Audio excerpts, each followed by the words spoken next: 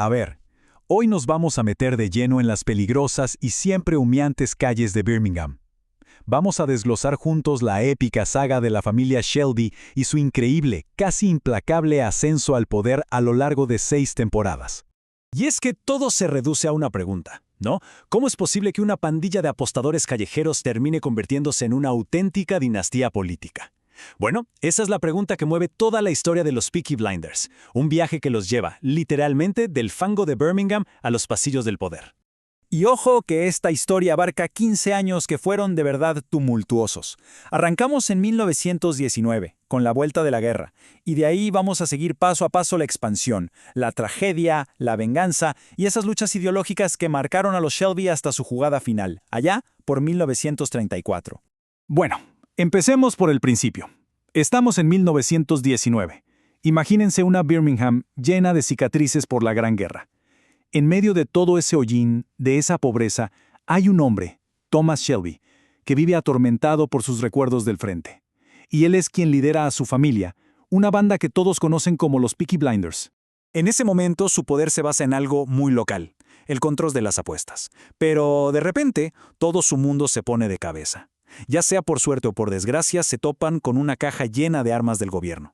Y claro, ese error, ese pequeño error, atrae una atención que no querían para nada y que pone en marcha todo el juego. Y esto nos lleva al primer gran conflicto de la serie. Por un lado tenemos la astucia callejera de Tommy Shelby, y por el otro, la brutalidad sin límites del inspector Campbell. Un tipo que fue enviado por el mismísimo Winston Churchill con una sola orden: recuperar esas armas, sin importar el costo.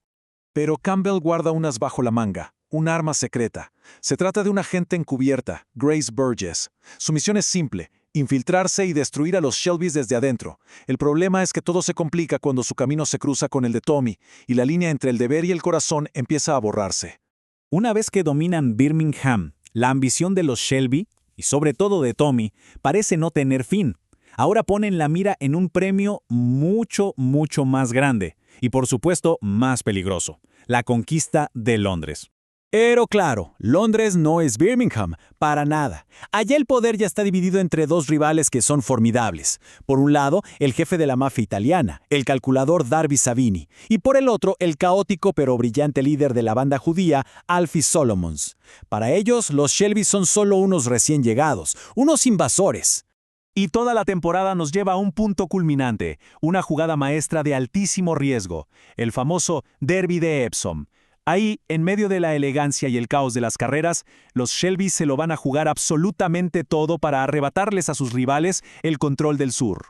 El éxito en Londres les trae riqueza y, digamos, una fachada de legitimidad, pero ascender socialmente tiene su precio.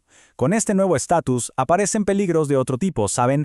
Adversarios que ya no se mueven en callejones oscuros, sino en los más elegantes salones de poder. Este nuevo estatus los arrastra de cabeza al oscuro mundo de la intriga internacional. De repente, se ven en medio de un juego de espías, de aristócratas rusos en el exilio y secretos de Estado. Y este campo de batalla es mucho más peligroso que cualquier callejón. Aquí, una palabra equivocada puede ser más letal que cualquier navaja. Y justo en medio de esta nueva vida, la temporada da un giro trágico, uno del que no hay vuelta atrás. El asesinato de Grace no es solo una pérdida. Es el evento que destroza al viejo Tommy y forja uno completamente nuevo, más frío, mucho más calculador y sí, con el corazón blindado para siempre. Después de la tragedia, la familia Shelby está rota, completamente fracturada, cada uno por su lado. Pero una carta, marcada con una mano negra desde el otro lado del Atlántico, los obliga a volver a casa. Es una amenaza que les deja solo dos opciones: o se unen o mueren solos. Esta vez, la guerra es algo muy personal. Desde Nueva York llega la mafia, liderada por el implacable Luca Changreta. Y su objetivo es uno solo: una vendetta, una venganza de sangre para cazar y exterminar a cada uno de los miembros de la familia Shelby. El ascenso de Thomas Shelby es sencillamente imparable. No solo sobrevive a la guerra con la mafia, sino que, en un movimiento estratégico magistral, convierte esa victoria sangrienta en poder político. Consigue lo que ninguna bala podría darle: un escaño en el Parlamento. El gángster de Birmingham llega al corazón del imperio. Ahora, como honorable miembro del Parlamento, Thomas Shelby se enfrenta a un enemigo de otro tipo. Un adversario que no nace del crimen, sino de la ideología. Uno que no busca dinero, sino que busca el alma de la nación. Y justo cuando la fortuna de la familia se evapora con el crack bursátil del 29, una amenaza mucho más oscura empieza a surgir en Gran Bretaña, el fascismo, y tiene un rostro, la figura carismática y peligrosa de Sir Oswald Mosley. Así que Tommy se enfrenta a una doble crisis, una económica y otra ideológica. Esto lo obliga a pelear una batalla totalmente nueva, una de ingenio, de infiltración. Por primera vez, Tommy se enfrenta a un enemigo al que no puede simplemente intimidar o eliminar con violencia, lo que nos lleva a una pregunta aterradora. Pero todo su complejo plan para destruir el movimiento fascista desde adentro fracasa, y de forma espectacular. Esta derrota no es solo estratégica, lo deja destrozado mental y emocionalmente. Lo empuja al borde del abismo y lo hace cuestionarse su propia invencibilidad.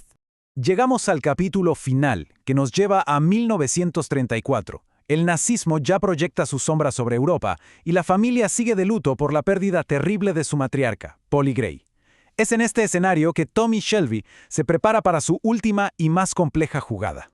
En este juego final, Tommy tiene que moverse entre alianzas con enemigos del pasado y del presente, incluyendo el partido fascista de Mosley. Orquesta su plan más ambicioso, y lo hace mientras un diagnóstico terminal pende sobre su cabeza, haciéndole creer que cada segundo que vive es tiempo prestado. Y al final, la serie nos da su último gran giro. El diagnóstico de Tommy era mentira, una manipulación de sus enemigos. Así que, libre de la muerte y, de alguna manera, libre de su pasado, se aleja de todo. Se despoja de su nombre, de sus pecados y de sus demonios. Es, por fin, un hombre renacido. Pero mientras se va cabalgando hacia un futuro incierto, su historia, forjada en la violencia de una guerra que en realidad nunca lo abandonó, nos deja con una última pregunta, una que resuena mucho más allá de su propia vida.